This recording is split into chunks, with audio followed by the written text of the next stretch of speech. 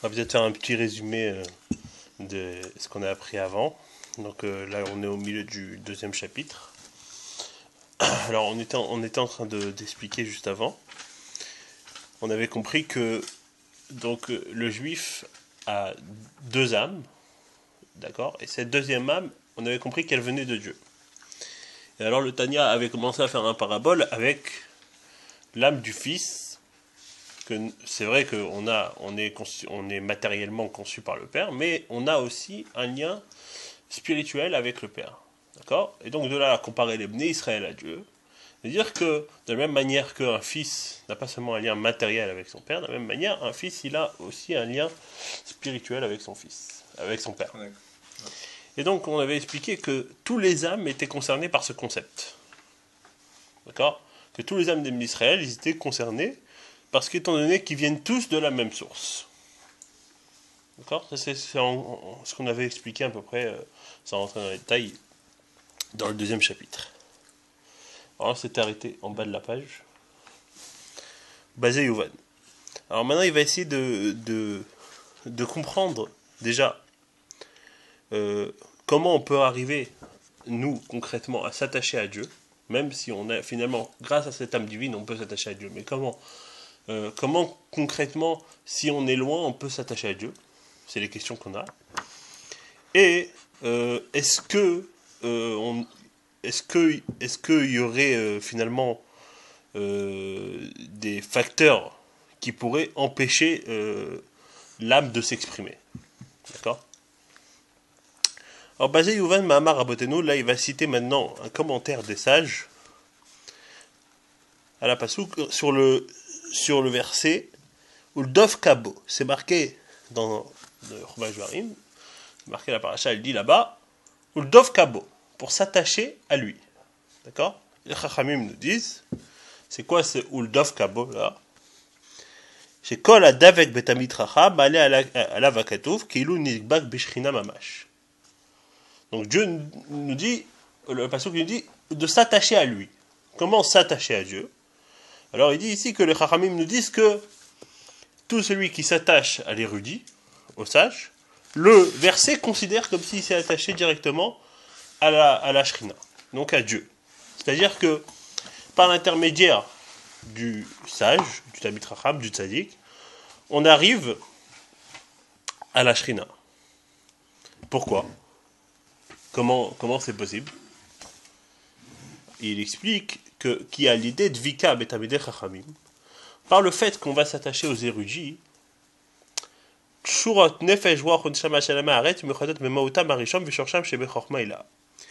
il explique ici que par le fait qu'on est attaché à l'érudit, notre âme, donc on avait expliqué qu'on avait 3 niveaux d'âme, donc notre nefesh roach neshama, notre âme, va être attachée avec son essence première, c'est-à-dire la sagesse supérieure. On avait expliqué que donc tout provenait de la sagesse supérieure. D'accord. Chez où il barre maintenant on avait expliqué, là il revient sur ce qu'on avait expliqué, que lui et sa sagesse sont un, et donc il est la connaissance. On avait vu que Dieu c'était la source de connaissance, et donc en fait par le fait qu'on est attaché à l'érudit, on est attaché à la source de connaissance, on est attaché à la première source de l'âme. Pourquoi? Parce que tout simplement l'érudit, quand il apprend la Torah, il est attaché avec aussi la Chorma. Parce que on dit que quand un homme il réfléchit et il apprend la Torah dans son cerveau, bah par le fait qu'il va apprendre la Torah dans son cerveau, il est en train de faire rentrer Dieu dans son cerveau. D'accord. Ça c'est un concept. Maintenant le Talmid Chacham c'est plus que ça, c'est pas seulement son cerveau qui est attaché avec Dieu, mais c'est tout son être. D'accord. C'est ça qu'on va appeler ici l'érudit. C'est tout son être qui est attaché à Dieu. Et donc, si tout son être il est attaché à Dieu, par le fait, moi, de m'attacher à son enseignement, c'est comme une chaîne. Je vais m'attacher à lui et je vais être attaché à Dieu. Donc c'est comme une chaîne, on a des maillons. Et par le fait que nous, même si on est au dernier maillon, le fait qu'on est attaché au maillon de dessus va faire que on est dans la chaîne et donc on a comme ça on a comme ça notre attachement à Dieu. D'accord. C'est la manière la plus simple pour dire des gens simples de s'attacher à Dieu. D'accord? C'est pour ça qu'il faut s'attacher aux tzadikim. Maintenant, une petite parenthèse, il va dire, pour ceux qui fautent et se rebellent contre les sages. D'accord? Ça existe. Alors, il va pocher Moridim Tamedech Chachamim, pour ceux qui se rebellent contre les sages. Il va citer un concept ici.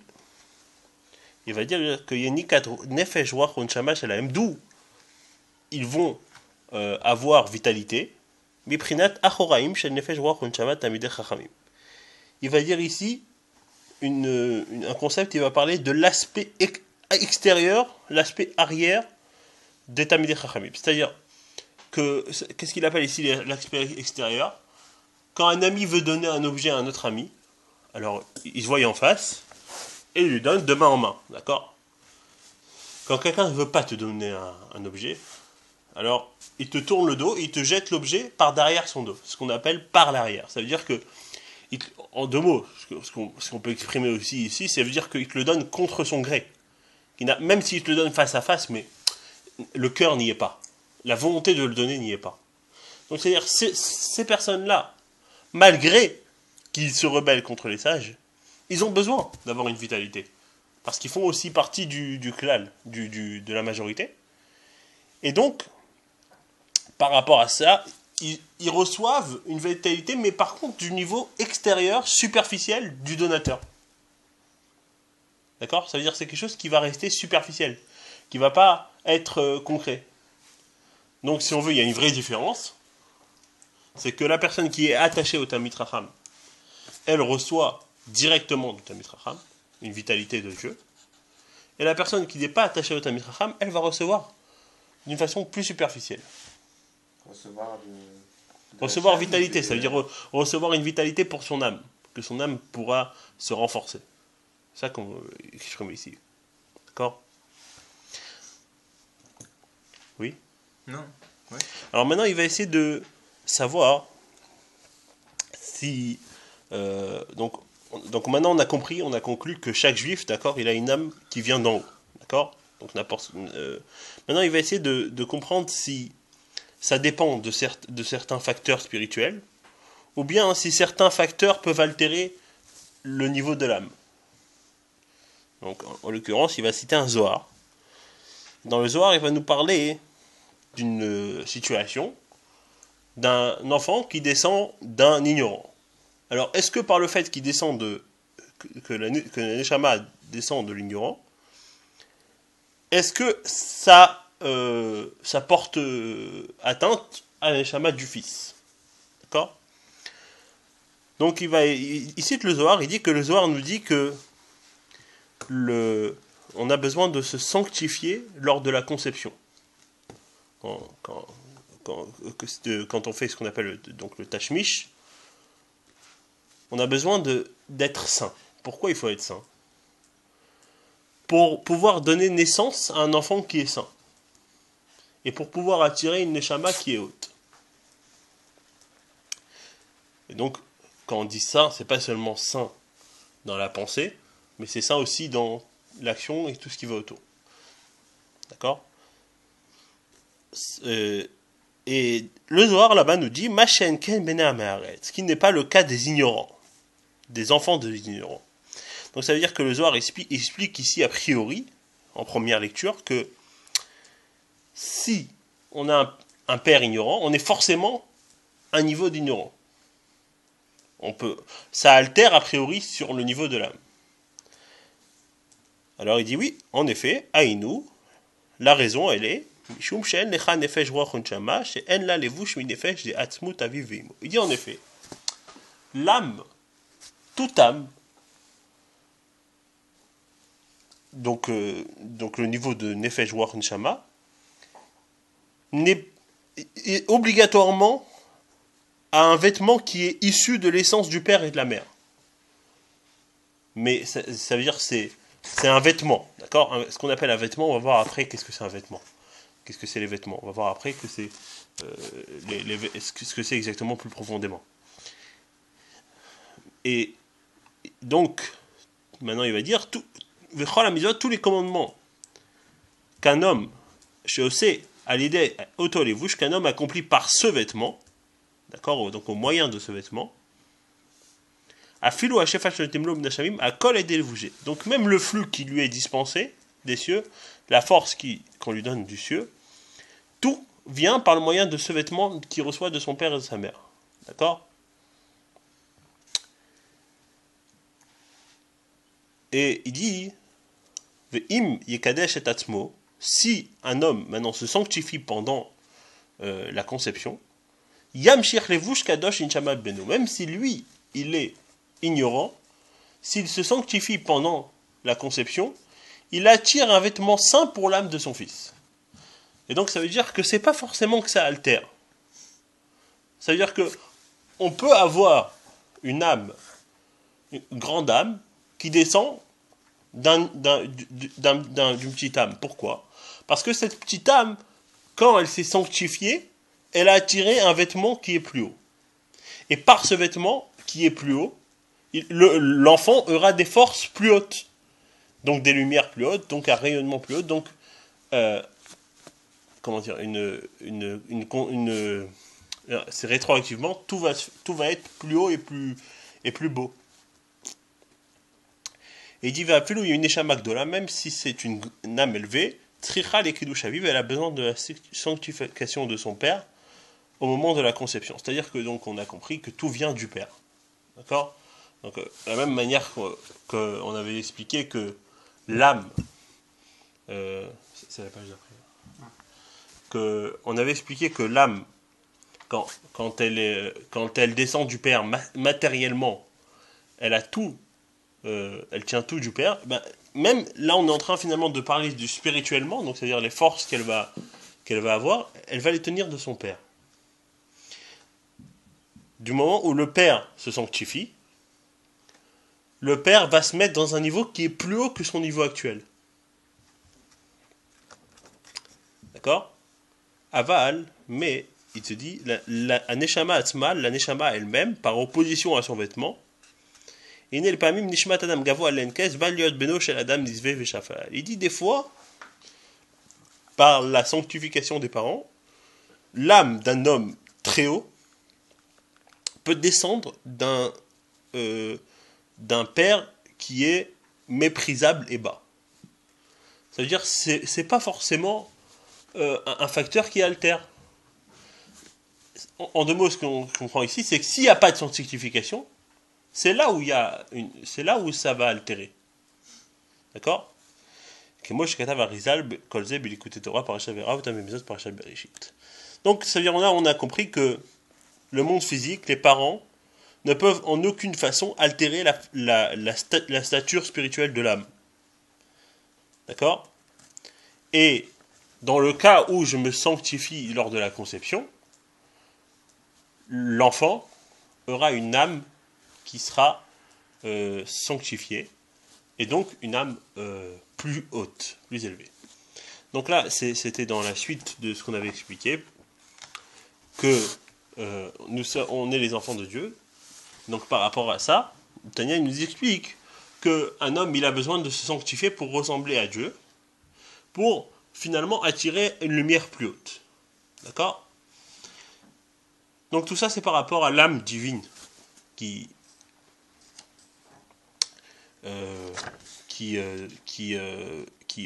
fait partie des âmes d'Israël. D'accord? Donc ça c'est la fin du deuxième chapitre. Maintenant, on va commencer le troisième chapitre, où là, il va rentrer plus profondément dans la composition de l'âme. On va essayer de comprendre comment l'âme, elle s'exprime. Et ça veut dire quoi ces trois niveaux d'âme qu'on a parlé, Nefesh, Ruach, Neshama? Qu'est-ce que c'est? On va pas en parler tout de suite. Mais en tout cas, qu'est-ce qu'ils ont, qu'est-ce qu'ils se composent et comment ils s'expriment? Donc, Perek Gimel, le chapitre 3, il commence comme ça. Il dit Veine kol prina ou madrigam shloshelu, nefesh ruach neshama klula me'eser brinot. Alors, il dit que ces trois niveaux de nefesh, ruach et neshama est composé de 10 facultés.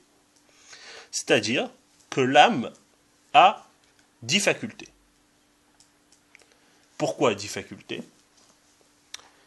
Parce que il dit qu'il est Ged Esser Sfirot Elyonos chez Shtachoumehem. Parce que là-haut, il y a 10 Sfirot supérieures. D'accord, il y a 10 sphères. Ce qu'on appelle les Sfirot, c'est des manifestations divines. Dont ces 10 facultés de l'âme sont issues. D'accord? Donc, c'est-à-dire la source des 10 facultés de l'âme, c'est les 10 Sfirot supérieures qu'il y a. Aner Lekot Lishtaim, ces 10 Sfirot sont divisées en 2 catégories. Donc, il va expliquer c'est quoi ces 10 Sfirot. Et c'est quoi ces 2 catégories? Il va dire She'en Shalosh Amod Vesheva Kfulot. Ces 2 catégories, il y a d'abord ce qu'il va appeler les 3 mers. Mers, ça veut dire ce qu'on appelle 3 de ces sphirotes sont appelées mers en fait parce qu'elles sont la source des autres sphirotes. D'accord? C'est-à-dire de ces 3 sphirotes là maintenant ça va découler les autres 7 sphères. Il va appeler Vesheva Kfulot et les 7, il va les appeler les 7 doubles. Pourquoi ils sont appelés doubles? Car chaque attribut émotionnel en fait se manifeste sous 2 aspects, comme on va expliquer plus tard. D'accord? Et il va les nommer, il va dire Pirouche, Chochma, Binadad, Veshiva, Yema, Binan, Chesek, Vora, Tiferet, Roulé. Alors je vais expliquer bien.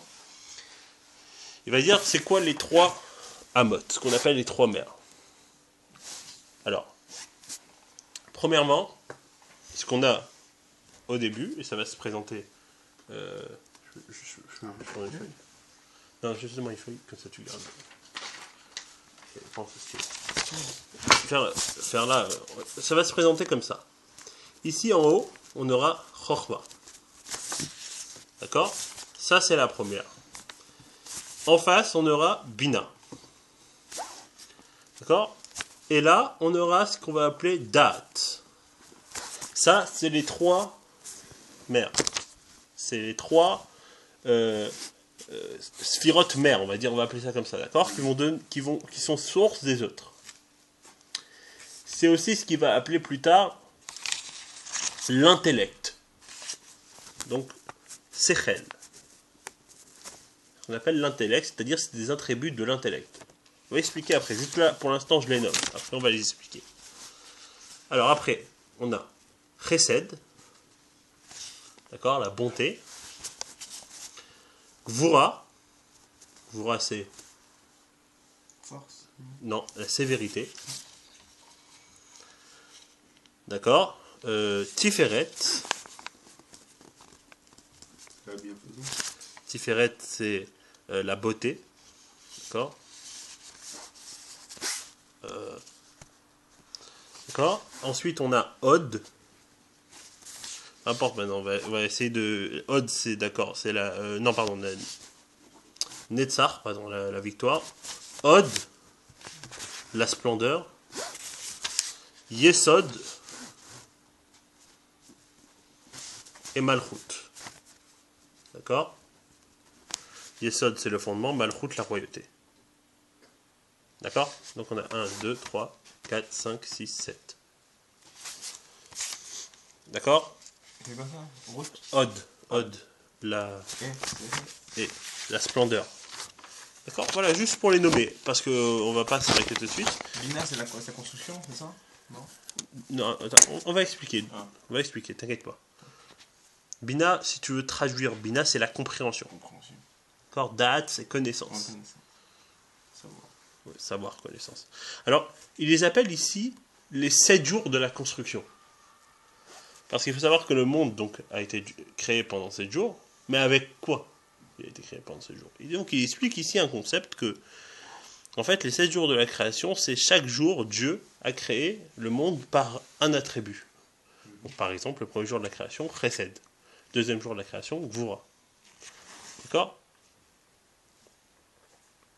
Donc ça, ce qu'il a expliqué maintenant, c'est les sphères supérieures. Donc ce qu'on appelle les sphirotes.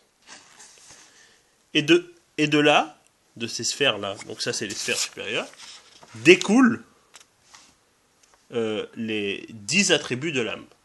De l'âme dans l'homme. D'accord? Donc là-haut, en fait, dans les sphirotes, ça va s'appeler sphirote mère, et ça va s'appeler les 7 jours de la construction. Dans l'homme, comment on va appeler ça? Ça, on va appeler les 3 facultés de l'intellect. Et ça, on va les appeler les 7 midot. Midot, c'est les traits de caractère, les facultés émotionnelles, d'accord? Donc, il va dire, dans le Sechel, Asechel, Kolel, Chochma, Bina, Da'at. Donc, comme on l'a dit, dans le Sechel, on a Chochma, Bina, Da'at. Les midot, les facultés émotionnelles, c'est l'amour de Dieu, la crainte de Dieu. D'accord? Ça veut dire que Chesed ici, la bonté, c'est l'amour de Dieu. Gvura, la sévérité, ça va être la peur de Dieu. C'est-à-dire comment ça va s'exprimer. On va essayer Après, il va expliquer plus profondément, mais je vais l'expliquer maintenant à l'oral. Qu'est-ce que c'est exactement Chorma? Qu'est-ce que c'est Bina? Qu'est-ce que c'est Da'at? Et pour comprendre un peu mieux. Chorma, quand on prend le mot Chorma, alors, on le coupe en deux. Vous voyez? On a 2 mots. Koach, ma. La force de quoi? Donc, traduction littérale, force de quoi? Qu'est-ce que ça veut dire la force de quoi? Ça fait poser une question. La force de quoi? Non, c'est pas ça. C'est que on a une idée, mais cette idée, on est incapable de la développer. C'est-à-dire qu'on sait qu'on a compris la chose, on sait que le concept, il est là, mais on est incapable de l'expliquer.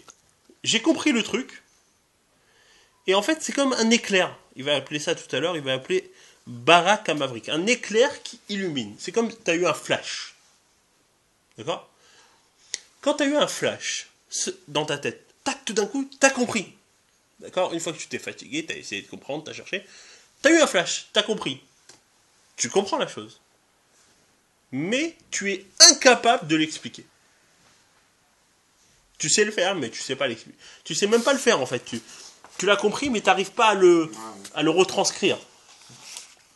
Donc en fait, Chorma, c'est la base de l'intelligence.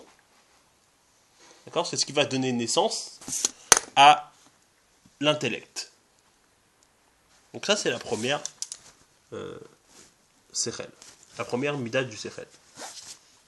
Chorma. La sagesse, c'est-à-dire la source de sagesse, le flash. Bina, la compréhension, c'est là l'idée que tu auras perçue par ce flash. Tu vas la comprendre au point de pouvoir la retransmettre. Donc, une des choses, par exemple, dans lesquelles Bina peut s'exprimer, c'est quand tu prends une idée et que tu l'écris. Là, tu as réussi à retranscrire l'idée sur un papier. Mais en fait, tu t'es compris la chose pour toi-même. Est-ce que tu es capable à l'expliquer à quelqu'un d'autre? C'est pas forcément ça. C'est-à-dire, dans Bina, il y a 2 niveaux. Il y a le niveau où toi, tu l'as compris et tu peux l'expliquer sur un papier. Et il y a le niveau de Bina que tu es capable d'expliquer l'idée à quelqu'un d'autre. Parce que pour pouvoir expliquer l'idée à quelqu'un d'autre, il faut que tu aies compris l'idée dans tout son sens, dans toute sa largesse et toute sa longueur. On va voir après qu'est-ce que c'est largesse, longueur. J'utilise peut-être des mots un peu complexes. Mais ça, c'est Bina. D'accord? Un psychologue, il va vous dire que ces 2 facultés, Chochma et Bina, sont nécessaires à toute sagesse. Oui. D'accord? Ensuite, on a une qui s'appelle Da'at, mais qui celle-là n'est pas nécessaire. Elle est, on va dire, optionnelle, mais elle est très importante. Da'at, c'est même voire la plus importante, c'est une fois que j'aurai pris cette idée, et j'aurai compris cette idée au point de n'en faire qu'un. Je m'explique. J'ai compris que ça, c'est bon. J'ai compris que cet or, il est bien. Donc, par rapport à ça, je suis complètement donné dans le fait d'avoir cette chose-là. J'ai compris que cette chose, elle n'est pas bien pour moi. J'ai compris que cette chose, elle est nocive. Donc, je vais avoir un repos de cette chose. Je vais repousser cette chose. Parce que j'ai compris au point où ça fait partie de moi. Cette idée m'a intégré. On fait corps avec. D'accord, voilà. On fait corps avec l'idée. Ça, c'est date. D'ailleurs, quand on veut exprimer date, on voit par rapport à Adam Arishon. Quand Adam Arishon a connu Chava, qu'est-ce que le verset nous dit? C'est marqué Ve'a Adam Yada et Chava. Et l'homme a connu Chava. Qu'est-ce que ça veut dire Yada? Il a connu Chava. Il a été la rencontrer dans un champ, il a connu. C'est quoi ici l'idée? C'est bien plus que ça. On est d'accord que Yada ici, en fait, ça vient exprimer carrément l'unité qu'il y a eu entre Adam et Chava. D'accord? Et l'Etz Hadat, c'est. Etz Hadat, c'est l'arbre de la connaissance, c'est-à-dire l'arbre de l'attachement aux choses Tov, le bien et le mal. D'accord? C'est justement le fait pour justement le Etz Hadat, il exprime tout le fait du Dat, c'est que si on aurait eu l'attachement qu'à des choses bien, alors on n'aurait pas eu besoin de. Et là, justement, le Etz Hadat donnait une certaine notion de attachement aux choses du mal. Et donc, puisque l'âme, on avait expliqué que l'âme, ça vient d'une partie qui peut être aussi bien que mal, on aurait pu avoir que du bien. Mais, concrètement, comme il y a eu le Etz Hadat, on a eu aussi du mal. Bon, ça c'est une parenthèse. D'accord? Donc ça compose le Sechel, l'intellect. Oui? On peut reprendre maintenant l'étude dans le texte. Ouvir. D'accord? On est aux 2 points. Alors dans le texte, maintenant, il va expliquer tout ce qu'on a dit oralement. C'est-à-dire, l'explication du sujet qui y naît, car voici à Sechel, la faculté intellectuelle, à Maskelet qui réfléchit, ou à Maskil Kol Davar qui conçoit chaque chose, Nikra Beshem Chochma est appelé Chochma, donc terme qui est composé de 2 mots, Koachma, la faculté de quoi, comme on l'a dit. C'est-à-dire, c'est la faculté de quoi, comme on l'a dit, c'est quoi, qu'est-ce que c'est, à ce stade, l'idée n'est pas encore développée. Quand maintenant je m'exprime, donc cette idée qui est condensée de l'état potentiel à l'état effectif. Donc c'est-à-dire que l'idée, au départ dans mon cerveau, il y a un potentiel d'idée, où je vais exprimer ce potentiel d'idée dans l'effectif. Alors à ce moment-là, c'est-à-dire que Shemit Bonen, il dit Shemit Bonen Besichlo, qui réfléchit au moyen de son intellect, Léavin Davar Leoshro pour comprendre la chose, c'est-à-dire le point séminal, le flash qu'il a eu, pour le comprendre dans sa plénitude. Alors, en d'autres termes, qu'est-ce qu'il veut dire ici dans sa plénitude? C'est-à-dire il faut comprendre la totalité de l'idée dans sa longueur et sa largeur. D'accord? Bina, c'est quoi profondément? J'avais parlé tout à l'heure de longueur, de largeur. Qu'est-ce que ça veut dire? La longueur, ça fait référence à la longueur d'une idée. Une idée, pour la comprendre, elle peut être aisément comprise par exemple par une parabole. Et cette parabole, tu peux amener, pour la comprendre, une deuxième parabole. Et pour comprendre la longueur d'une idée, on voit par rapport à Shlomo Amelech, c'est marqué qu'il a ramené que sur chaque sagesse, il avait 3000 paraboles. Ça, c'est la longueur d'une idée. Ça veut dire, tu prends un concept, et tu donnes un exemple, et puis tu donnes un deuxième exemple, pour comprendre le premier exemple. Et puis tu donnes un troisième exemple. Et c'est-à-dire c'est infini. Tu peux toujours trouver un exemple qui va expliquer le premier exemple qui est. Donc ça s'appelle la longueur. D'accord? La largeur, ça veut dire les détails qui composent l'idée. Par exemple, tu prends une idée de cache-route, il y a énormément de détails qui vont composer l'idée de la cache-route. D'accord? Énormément de règles halachiques qui vont composer la base de cette loi que tu auras apprise. Mais c'est la même idée à la base. Par exemple, on va prendre un exemple, saler la viande. Vous voyez? Là déjà, je suis en train déjà de parler de la longueur du concept. J'ai parlé d'une idée, cachérisation, hop, je prends un exemple, saler la viande. Donc là, c'est déjà la longueur. Mais en même temps, je suis en même temps en train de faire de la largeur. C'est-à-dire, je prends un exemple de la longueur, mais dans la largeur. Compris? Par exemple, je prends donc saler la viande. Je dis dans saler la viande, il y a combien de détails? Alors, je développe. Saler la viande, il faut tant de temps, d'une telle manière, d'accord? Mais c'est la même idée à la base. C'est-à-dire, l'idée, c'est il faut saler la viande.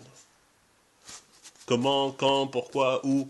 Tout ça, c'est des détails qui composent l'idée, qui composent la halakha, qui composent la sagesse. D'accord? Surtout, ce qui va être intéressant, c'est d'aller chercher dans les pourquoi. Ça va être déjà plus rentré profondément. Une fois que tu as compris l'idée, tu vas essayer de savoir comment ça marche. Quand tu crées un programme, ça te parle ça. Quand tu crées un programme, ok, tu as compris que tu l'as créé le programme. Tu as compris que quand tu as tapé dans cette ligne telle et telle chose, tu as compris que ça t'a fait ça tel et tel résultat. Mais pourquoi et comment ça t'a fait tel et tel résultat? Ça, c'est la beauté finalement de la largeur de l'idée. D'accord? C'est les détails qui composent l'idée. Donc, c'est la comprendre pleinement dans sa longueur et sa largeur. Ça, c'est Bina. Déjà, on arrive à Bina. Ou l'Omko. Donc, la comprendre, il dit même dans sa profondeur. C'est-à-dire qu'une idée a aussi une profondeur. Donc, aller chercher toujours dans ce qui résulte de départ. D'accord? Par exemple, quand tu as une idée, la profondeur de l'idée, tu as une idée sur un texte que tu écris, tu vas savoir comment ce texte va être écrit, tu vas chercher la profondeur de l'idée, comment ça s'est retranscrit par ce texte. D'accord? C'est la profondeur. Mitor ezedavar chorma amuskal bisirlo. À partir d'un concept conçu en son intellect, ça veut dire à partir d'une réflexion que tu as eue qui n'était qu'un point imprécis au départ. Et que tu auras développé dans sa longueur, sa largeur, sa profondeur, là, tu arrives Nikra Bina. Ça s'appelle Bina. C'est ce qu'on appelle Bina. Donc, une fois que tu es arrivé à ce point-là, Bina, tu es tout à fait capable et à même de pouvoir prendre cette idée et la retranscrire à n'importe qui. D'accord? Et même si on va te poser 40 000 questions dessus, étant donné que tu auras compris ton idée, tu seras à même de répondre aux questions. Mais par contre, est-ce que tu feras, toi, partie intégrante de l'idée? Pas forcément. Tu auras compris l'idée, mais tu ne fais pas partie intégrante de l'idée. C'est-à-dire qu'au départ, quand c'est un point imprécis dans ta tête, on te pose des questions, tu es incapable de répondre. Une fois que tu as bien réfléchi, là, tu es capable de développer l'idée à n'importe qui. Mais tu ne fais pas partie encore de l'idée. D'accord? Il dit, Chorma et Bina, par contre, maintenant il va expliquer qu'est-ce que ça amène. Il dit, Chorma et Bina ve'en avaem. Il dit, c'est comparé au père et la mère, on va dire ça c'est entre guillemets, le père, entre guillemets, et la mère, entre guillemets, qui vont engendrer à Molidot, à Avat Hashem, Veirato Pachado, qui vont engendrer l'amour de Dieu, la crainte de Dieu et la peur de Dieu. Donc c'est-à-dire ces deux concepts vont engendrer l'amour pour Dieu, la crainte de Dieu et la peur de Dieu. Pourquoi? Parce que grâce à ces concepts, tu vas comprendre qui est Dieu. Donc par Chorma, tu auras une idée d'abord de Dieu, et ensuite tu vas essayer de comprendre qui est Dieu, et par ça tu vas venir à aimer Dieu. Tu vas venir à craindre Dieu, quand tu vas comprendre que Dieu est très grand. Et quand tu vas comprendre que Dieu est encore plus haut, tu vas avoir peur de Dieu. La peur de Dieu, d'accord? Donc après il va développer exactement ces concepts, comment ça vient, comment ça naît. D'accord? Mais pour l'instant, on est juste dans l'idée d'évoquer que ça part de Chorma et Bina. Puisque de toute façon, on a besoin de ça pour comprendre. Et par le fait qu'on va comprendre, ça va donner naissance à des sentiments. Parce qu'on parle quoi maintenant? On parle d'amour. On parle de crainte. L'amour et la crainte, c'est quoi? La peur, c'est quoi? C'est des sentiments. Donc on a bien compris que l'intellect donnait naissance au sentiment. Si tu aimes une personne, pourquoi tu aimes cette personne? Est-ce que tu arrives à expliquer pourquoi tu aimes cette personne? Il y a un seul amour qui ne s'explique pas. C'est l'amour d'une mère pour son fils. Même ça peut s'expliquer si on comprend que... Voilà. Mais concrètement, pourquoi tu aimes cette chose-là? Je te donne un bracelet en or massif 48 carats. Pourquoi tu l'aimes? Parce que c'est un truc qui a une certaine valeur. Tu as compris dans ta tête, tu as compris que c'est quelque chose qui a une valeur. Donc tu as compris que c'est quelque chose qui a un intérêt pour toi. Donc tu aimes cette chose. D'accord? tout amour vient d'une réflexion. D'accord? Pourquoi? Là, il va expliquer maintenant pourquoi. Donc, la Chorma et Bina, ça donne naissance à l'amour de Dieu. Donc, il dit qu'il y a Sechel, car quand l'intellect, quand l'intellect maintenant va méditer, réfléchir profondément à la grandeur de Dieu. Ou memale kolamim. Comment Dieu remplit tout le monde. Comment Dieu finalement il anime l'ensemble de la création avec une lumière, une force vitale tellement forte qui emplit chaque créature. Et il dit aussi un autre concept, il va se parler de Sovev Kolamim. Il enveloppe tous les mondes, ça veut dire il agit également sur les mondes par une lumière, par une force vitale trop élevée pour être reçue intérieurement. C'est-à-dire qu'en fait, ici, il parle de deux sortes de lumière. Il parle d'une lumière que le monde peut recevoir, une lumière de Dieu, qu'on appelle la lumière de Memale Kolamim. C'est celle qui va rentrer dans le monde, que le monde pourra percevoir. Il va parler d'une lumière qui s'appelle Sovev Kolamim, c'est une lumière que le monde ne pourra pas recevoir, car cette lumière est trop grande pour le monde. D'accord? Mais quand toi, tu vas essayer de réfléchir, et la Chassidut s'arrête beaucoup sur ça. Comment Dieu, et par quel moyen Dieu éclaire le monde? Par quelle lumière? Éclaire dans le monde. Et par quelle lumière il éclaire autour du monde? C'est quoi cette lumière qui ne peut pas rentrer dans le monde? Comprendre l'essence de cette lumière. Comprendre encore, Vekula Kamek Elachashiv, comprendre un autre aspect de la grandeur de Dieu, que toute la création est considérée comme néant devant lui. À ce moment-là, quand tu vas réfléchir profondément à tout ça, Nolda Venitorira, il dit ça va naître et se réveiller. Midatira taromemut b'mocho marshafto. Ça va tout d'un coup se réveiller à la crainte, un sentiment et on va dire un sentiment de crainte à l'égard de la majesté divine, donc qui maintenant s'est éveillé dans ta pensée. Tu as compris que toute la création est néant devant Dieu, donc tu crains Dieu. Quand tu comprends comment toute la création, parce que Dieu les recrée à chaque instant, et tu as compris que Dieu, Dieu par sa création, il est par rapport à la création illimité. D'accord? Là, tu as réussi à faire naître chez toi la crainte. Ça passe par le date.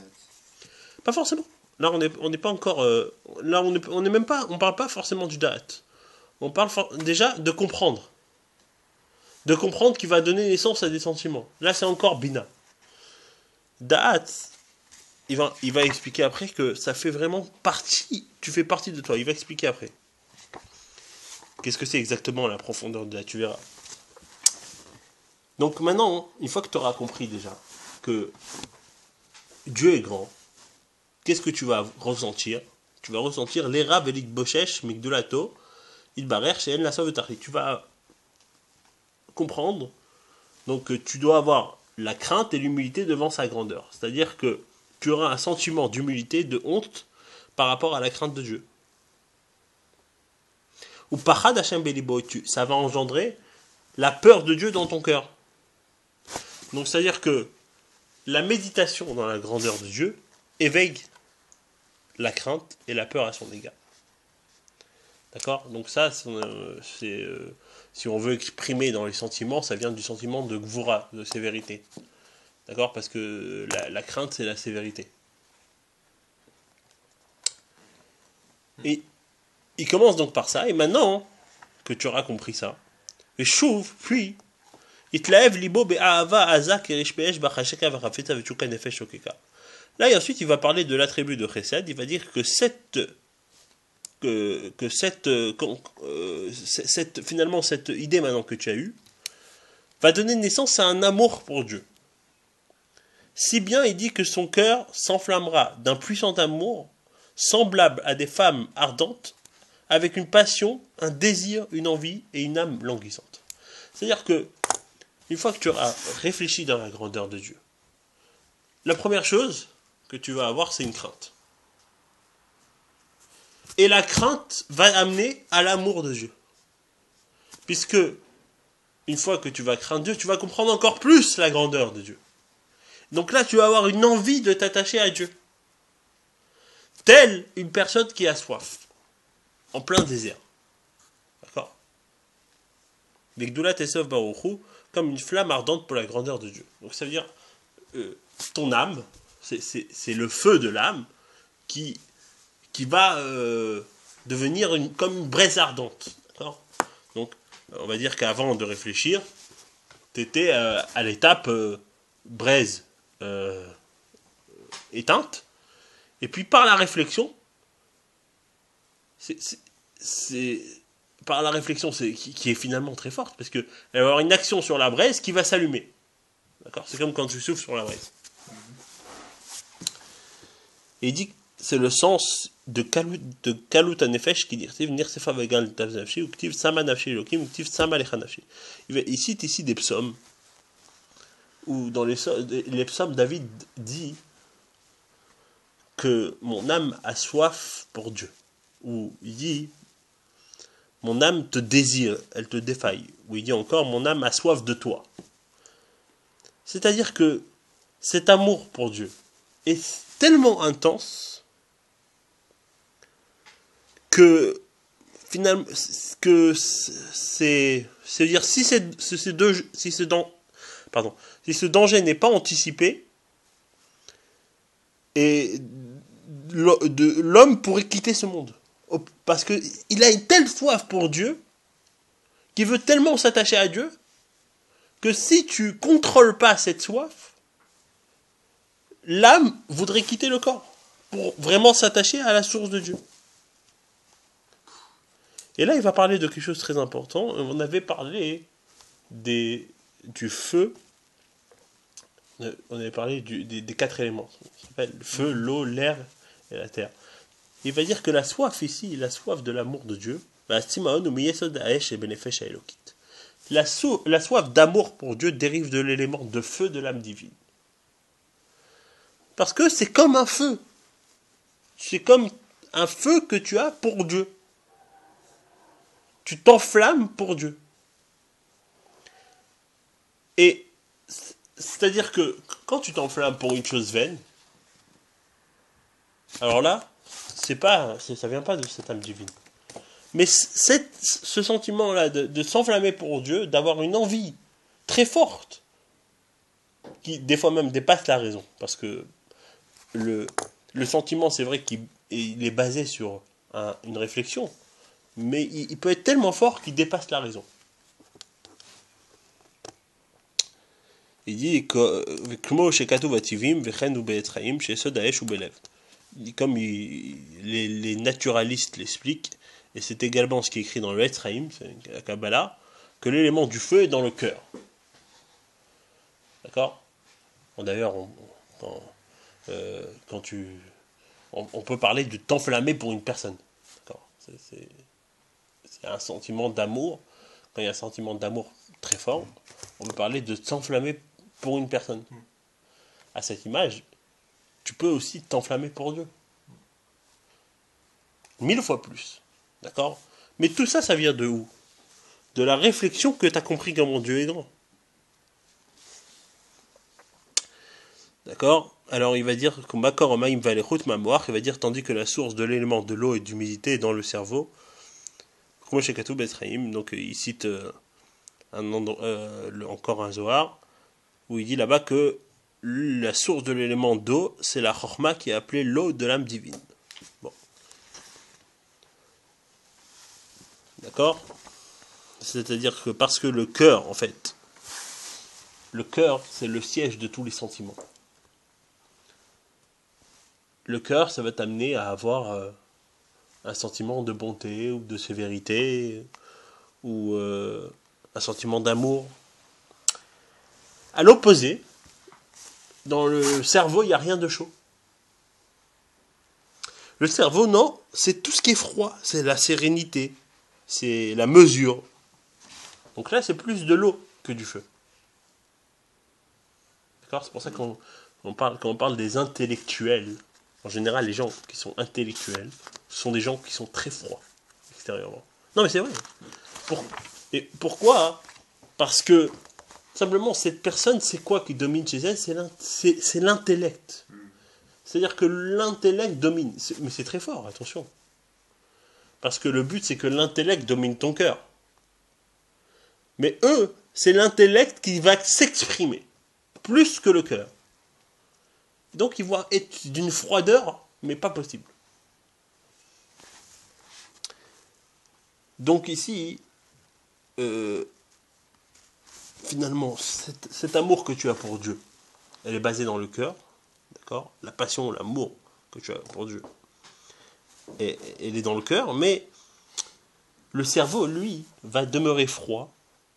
Et c'est quoi ce cerveau qui va demeurer froid? C'est tout simplement l'aptitude du cerveau à comprendre Dieu.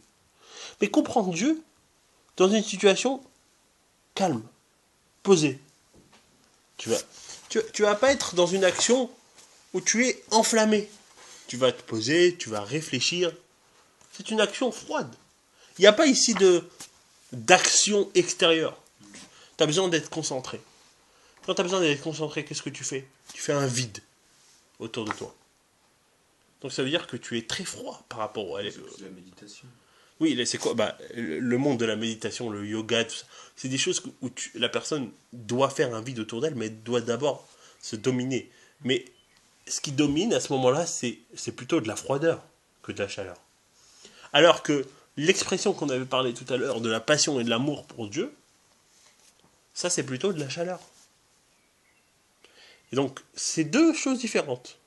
L'amour, c'est le cœur, et le fait de comprendre Dieu, c'est l'intellect. D'accord? Donc le feu et l'eau. Il va falloir voir les deux. Oui, bien sûr, mais on va essayer après d'expliquer qu'est-ce qui doit dominer, qui doit avoir la main sur qui, et comment ça vient. Bon, on va expliquer après. Mais c'est sûr qu'il faut avoir les deux. D'accord? Il dit, mais cher à Midot, et tous les autres 5 Midot, parce que maintenant on a parlé de la bonté et de la Gvura, d'accord? On avait parlé de la crainte de Dieu, qui va engendrer l'amour. Donc la crainte, on avait expliqué que c'est la sévérité, et l'amour, on avait expliqué que c'est la bonté. Alors c'est logique. La bonté amène l'amour, la sévérité amène la crainte. Les autres 5 Midot, Tiferet, tout ça, etc., il va expliquer ailleurs que, en réalité, tous les autres midot, c'est des branches. C'est comme des branches qui vont découler des dérivés de la crainte et de l'amour. D'accord? Donc, elles naissent aussi par Chorma et Bina, par le fait que tu as essayé de comprendre. Et donc, c'est pour ça que Chorma et Bina sont appelés père et mère. D'accord? Donc jusqu'à maintenant, on a expliqué de comprendre c'est quoi Chorma et Bina. Dans ces conditions, c'est quoi date? D'accord? On avait parlé de la 3e faculté intellectuelle. Alors, elle est aussi source des midot. Mais comment elle va participer à leur naissance? D'accord? Maintenant, c'est ce qu'on va essayer, c'est ce qu'on va étudier dans le texte. Ve'adat, donc la connaissance. Umilashon ve'adam yada et trava. Donc on a vu le verset, hein, ve'adam yada et trava. L'homme a connu Chava. Yada, connu. Donc on parle ici d'un attachement. Ve'ulashon itkashrut ve'itrabrut. Ici ça dénote l'attachement et l'union. En fait le verset ici n'est pas en train de parler d'une simple connaissance. Il parle d'un attachement. Qu'est-ce que ça veut dire? Ça veut dire que le concept de da'at signifie que que l'homme attache son esprit par un lien ferme, solide. Veitkab marshavto, il va fixer sa pensée, avec force, c'est-à-dire que sa fixée va être tellement, sa pensée va être tellement fixée sur la grandeur de Dieu que rien ne pourra distraire son esprit. Ça, c'est ce qu'on appelle attaché avec la chose. En d'autres termes, l'idée qui est conçue dans Chokhmah et qui est développée par Bina, elle va être intégrée dans Da'at. Mais au point que personne ne pourra te l'enlever. Qui af mi shechacham venavon begdulat ensobaochu. Quand même celui qui est sage. Donc, sage, ça veut dire quelqu'un qui est un grand chacham. Chacham, donc la chokhmah. Venavon, navon, ça vient du mot bina. Donc, ça veut dire quelqu'un qui est très sage, qui est quelqu'un de très sage. Et qui est doué, finalement, par rapport à bina, donc ça veut dire qu'il est doué de discernement. Begdulat ensobaochu, dans la grandeur de Dieu. Donc ça veut dire que c'est quelqu'un qui peut comprendre et qui peut pas seulement avoir une sagesse qui va rester au niveau de la sagesse, mais qui peut discerner cette sagesse. Il dit, mais s'il n'attache pas son esprit et ne se fixe pas fermement avec sa pensée sur l'idée qu'il a comprise, il dit que si tu comprends l'idée, si tu la développes, l'idée, ce qui va être engendré dans les sentiments, ça va être des faux sentiments. Ça va être une illusion. Cette étape de date, elle est essentielle. Tu as besoin de t'attacher avec l'idée pour pouvoir la développer vraiment, entièrement, pleinement et véritablement dans les sentiments. C'est-à-dire que la faculté du date, le concept du date, c'est l'existence et la vie des sentiments. C'est-à-dire, en fait, cette faculté, c'est ce qui va faire que cet amour va durer. D'accord? Parce que si tu as compris, t'as compris que l'or, 48 carats, ce bracelet d'or 48 carats, il est très important, il vaut très cher. Donc, tu vas discerner que pour toi c'est quelque chose d'important. Mais tu ne vas pas être attaché entièrement avec ça. Donc tu vas aimer cette chose. Mais si demain je t'explique que l'argent ça sert à rien, et je vais essayer de te faire comprendre que finalement, de l'or ou de la graisse de poulet c'est pareil. J'arrive à te convaincre de ça.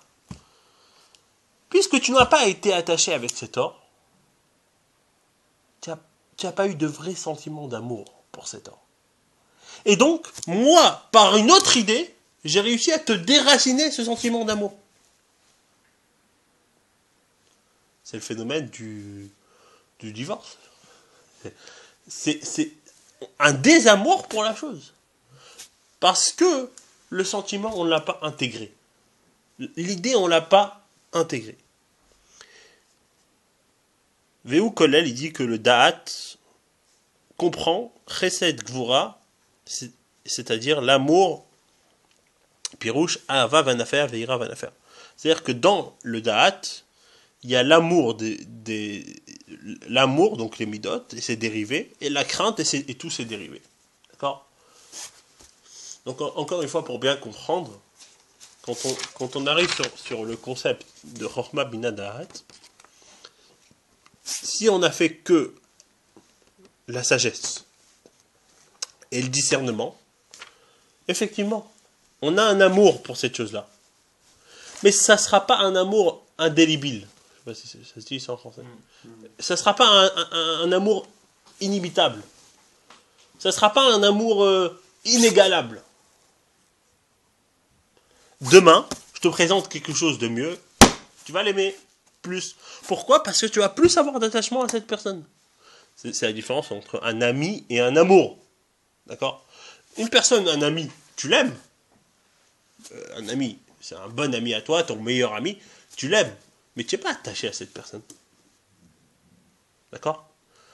Tu as pas un attachement fort à cette personne. Bon, quand on parle d'un véritable ami, tu peux avoir un attachement d'âme à âme. Mais quand on parle d'un ami simple, alors, bon, et par contre, un amour vers une personne, c'est t'attacher à la personne. Ça veut dire que rien ne peut te détacher de cette personne. Et là, c'est par rapport, finalement, la même chose par rapport à Dieu.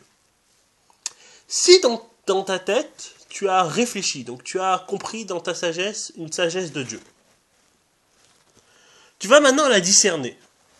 Et donc ça, on parle par rapport, pas seulement à la grandeur de Dieu, mais à toute idée de la Torah. Apprendre, d'abord, tu prends l'idée, tu l'apprends, tu l'as compris. Tu la discernes, tu la développes.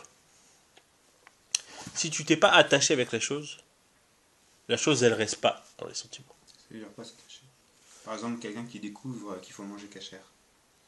Eh ben, ça veut dire que il va tellement comprendre que pour lui il faut manger cachère, que pour lui, dans son esprit, rien ne pourra le convaincre qu'il faut pas manger cachère.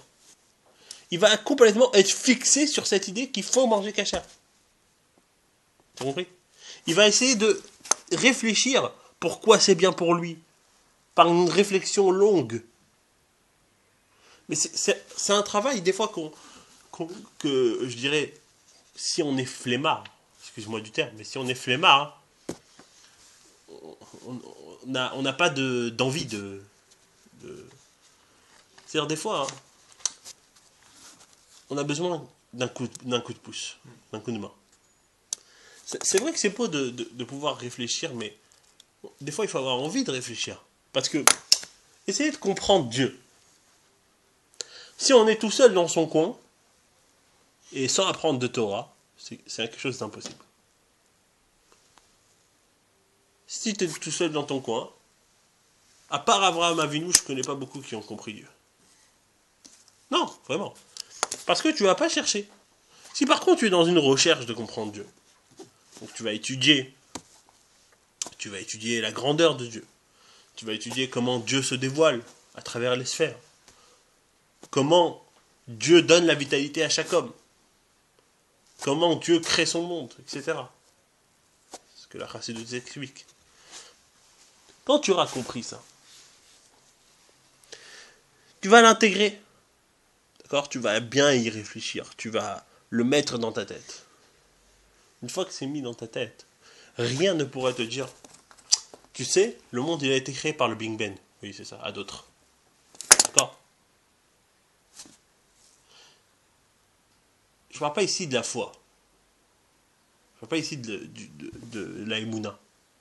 Parce que la Emouna, ça rentre pas dans... Non, la Emouna, ça rentre pas ici, parce que la Emouna, c'est au-dessus. La Emouna, c'est au-dessus de ça. La Emouna, la foi, c'est un concept qui est au-dessus de l'intelligence. Quelque chose qui est inné en chaque juif, et que quoi qu'il arrive, chaque juif, il a foi en Dieu. C'est impossible qu'un juif, il n'a pas foi en Dieu. C'est justement ce qui fait la force du juif. C'est que finalement, la braise, que je suis en train de te dire que finalement, par la réflexion, elle va être ardente. On avait parlé de feu. Donc c'est qu'il y a une braise pour avoir du feu. Ben, cette braise, c'est la foi. Au départ, elle existe dans chaque juif. Et un juif ne peut pas te dire j'ai pas la foi. S'il te dit j'ai pas la foi, il se ment à lui-même. Un juif, il a la foi. Seulement, des fois, il ne sait pas qu'il a la foi. Parce que sa foi, elle est tellement couverte, recouverte et cachée en lui, qu'il ne sait même plus qu'il a ce sentiment de foi. Tu comprends? Donc maintenant, je vais lui donner une réflexion à réfléchir. Ça va lui refaire peut-être honnête cette fois. Tu comprends? Mais la foi, elle existe. Elle est là. Comment je pourrais embraser cette foi? Comment je peux embraiser cette foi? Alors ça, il n'y a pas de secret. C'est le feu de la Torah. Ben, il réveille la braise. Parce qu'un feu réveille un feu caché. Donc, nous, on a une braise qui peut être réveillée par le feu de la Torah, par le feu de Dieu. Donc, des fois, effectivement, on a besoin d'un coup de pouce pour essayer de comprendre. Mais il y a une chose qu'on doit savoir, c'est que on a beau prendre une sagesse, donc la sagesse de Dieu, essayer de la comprendre, si c'est pas quelque chose qu'on a intégré, ça va faire naître un sentiment, mais ce sentiment ne va pas être entier. Pour que ce sentiment soit entier, il faut intégrer la grandeur de Dieu. Et ça, c'est da'at. J'ai pas compris comment intégrer. Enfin, il y a des outils. Oui, bien sûr qu'il y a des outils. Les outils, c'est bon, après on on. même étudier, il y a des gens qui étudient de manière très intellectuelle justement pour ils vont Mais faire de la Guémara de manière les outils pour les outils du da'at, c'est simplement c'est s'attacher avec la chose. Ça veut dire que au quotidien, tu vas l'accomplir. C'est une façon de s'attacher avec la chose. Par exemple, dans l'idée de la Torah, dans l'idée que tu as comprise, tu vas l'accomplir au quotidien.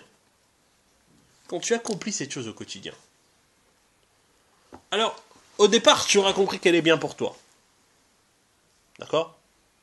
Donc pour ça, tu vas l'accomplir au quotidien.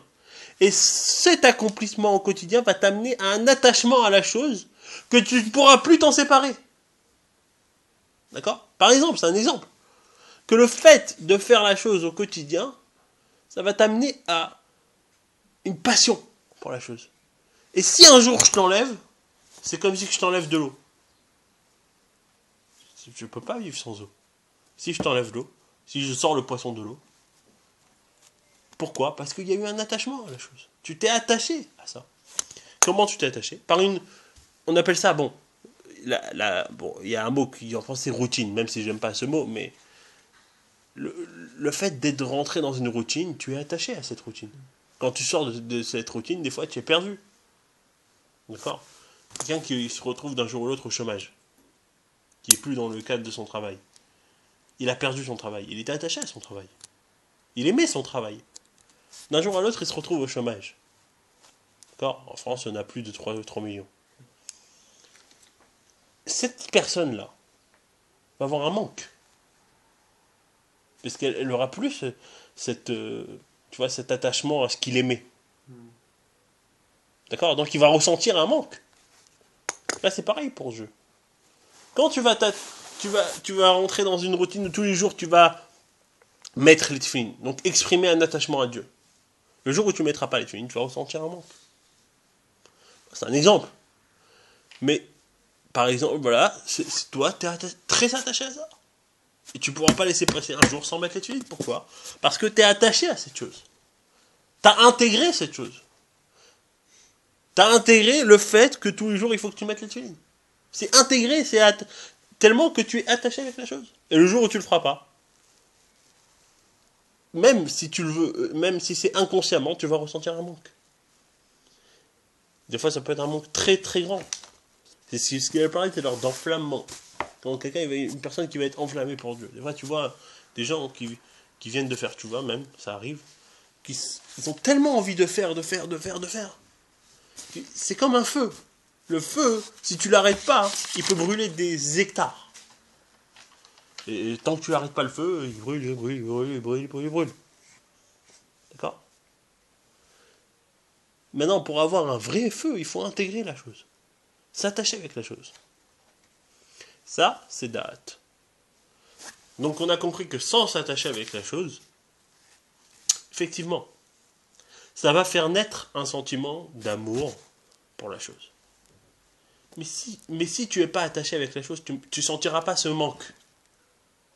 Il n'y aura pas ce manque. Puisque tu n'es pas attaché avec la chose.